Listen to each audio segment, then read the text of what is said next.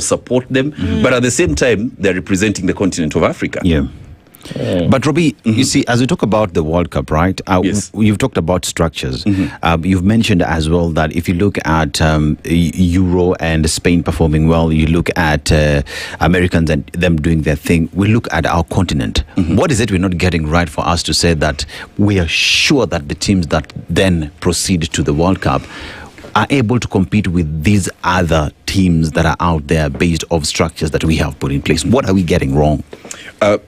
Seto, you see, take a look at the example of Morocco. In the last 8 or so years, they've had a team in the under 17 World Cup get to the semi-finals. They've had a team that has won the under 17 Africa Cup of Nations that has gotten to the final. They've had a team in the under 17 Africa Cup of Nations that was played this year that got eliminated in the semi-finals. They had a team that won the under 21 Africa Cup of Nations, which has contributed roughly 20% of the players that are in the national team at the moment. You take a look at their structures, from the way they've set their academies. You take a look at how they've set, aside from the academies, how they've laid down structures in terms of, infrastructure, their pitches. They have, it's a long-term project that over the years has worked for them.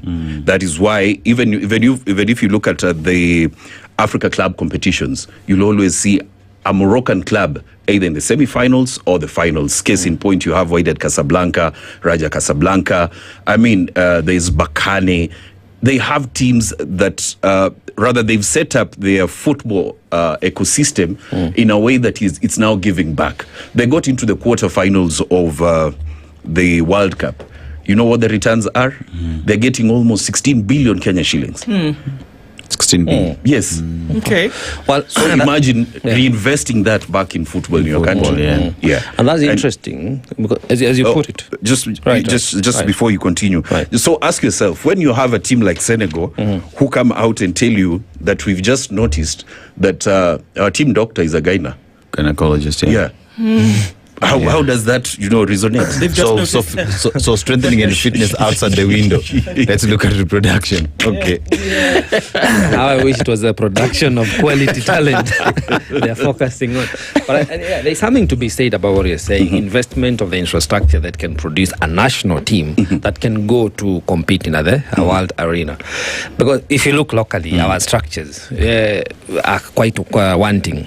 Many countries that are participating in the World Cup today, they have the mini leagues, like whether it is Serie A, the equivalent of a Division 1, Division 2, Super League and all that are highly active. And you see those players that end up in the national team, they're already doing very well in their local teams and the leagues where they participate. So I think Africa has a huge gap to fill, save for now the way you're saying Morocco and South Africa. But that being a fact, for the first time, we've had an opportunity to expand participation at the World Cup from 32 to 48 teams. Yes. One would have hoped at least one of our African teams still would have escalated to a level whereby today we'll be saying, at least we have a best loser.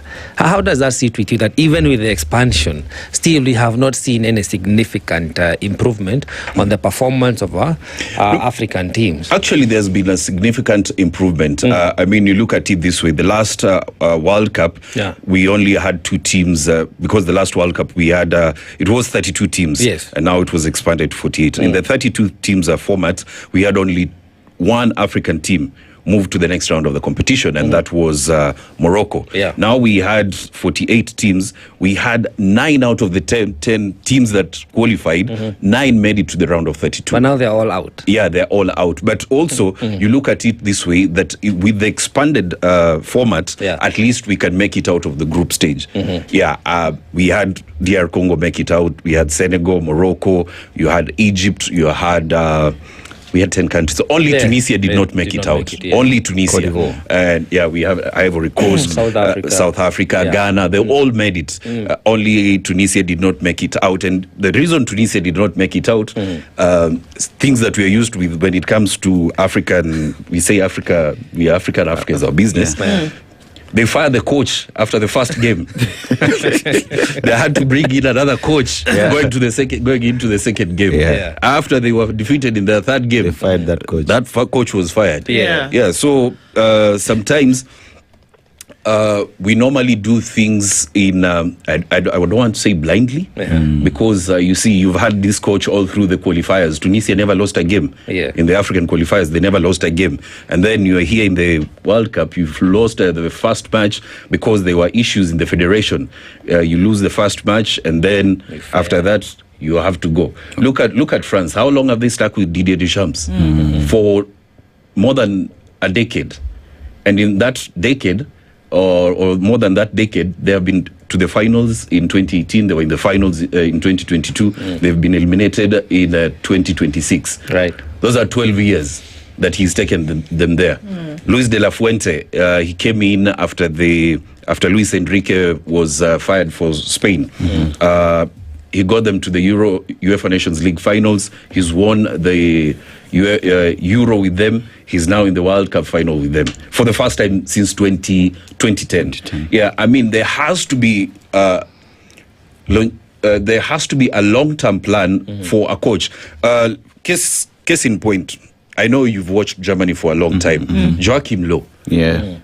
Anytime we saw Germany from, I think, around 2006 to around 2014, he was the coach. Yeah. We all knew Joachim Löw, anytime Germany is playing, Joachim Löw will be on the touchline doing some shenanigans, which I don't want to talk about. But you see, you look at these top teams that we have in the world, they normally stick with one coach who knows what they really want. And you take a look at these top teams, they have a structure of play for like Spain. You know, Spain, it's all about tiki-taka. Yes. Most people were amazed at how they played against France. But that has always been their style of play. France has always been, since Didier Deschamps took over, it has been a defensive team. They always defend, hit you on the counter. That is how they won even the World Cup. So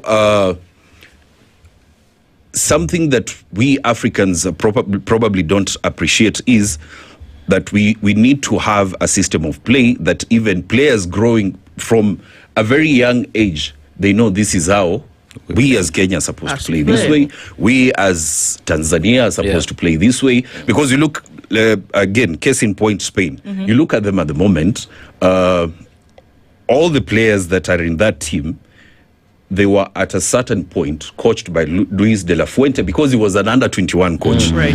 They went through his system. So when it brings you to the national team, you definitely know